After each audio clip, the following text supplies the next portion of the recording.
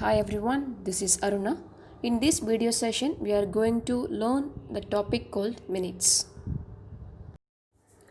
Let's learn at first what is minutes. Minutes are also called as minutes of meeting or shortly as MOM. It is an instant written record of a meeting. As the meeting progresses, someone will be in the meeting to jot down the important points. A minutes must include the following items. Number 1, events that took place in the meeting. Number 2, list of the people who attended the meeting and did not attend the meeting. Number 3, what were the issues discussed in the meeting. Number 4, the responses or decisions or the solutions that were taken regarding the issues. An ideal minutes must contain the following parts. The first one is heading. The name of the committee, date, venue, and the time of the meeting must be mentioned there. Next is the list of participants. The person who has arranged for the meeting, the person who have attended the meeting, and the person who did not attend the meeting. All those things should be furnished in the participants section.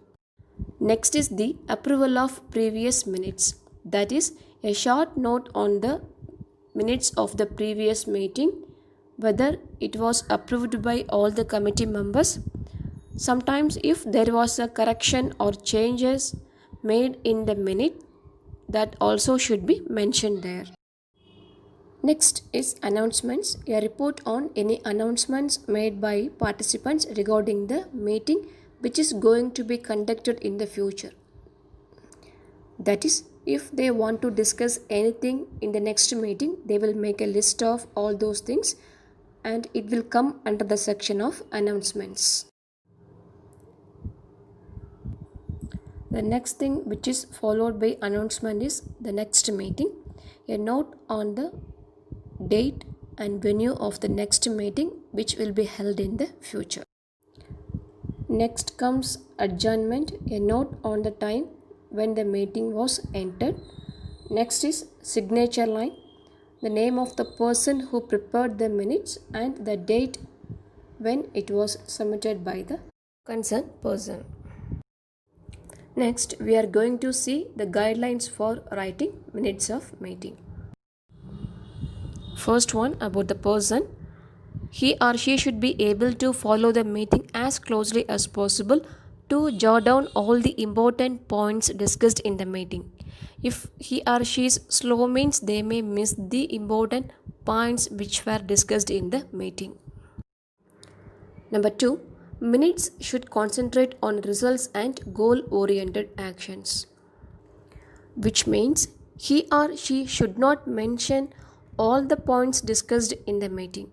They have to mention the points which were of some relevance to the issues discussed in the meeting. A good minutes must be brief or concise and should be up to the point. It is a coherent summary. That means a logical arrangement of events that were discussed in the meeting, and it should not be a verbatim accounts. Verbatim accounts means a kind of long narrative. The next point, minutes can be used as a reference material to prepare a report or a memo.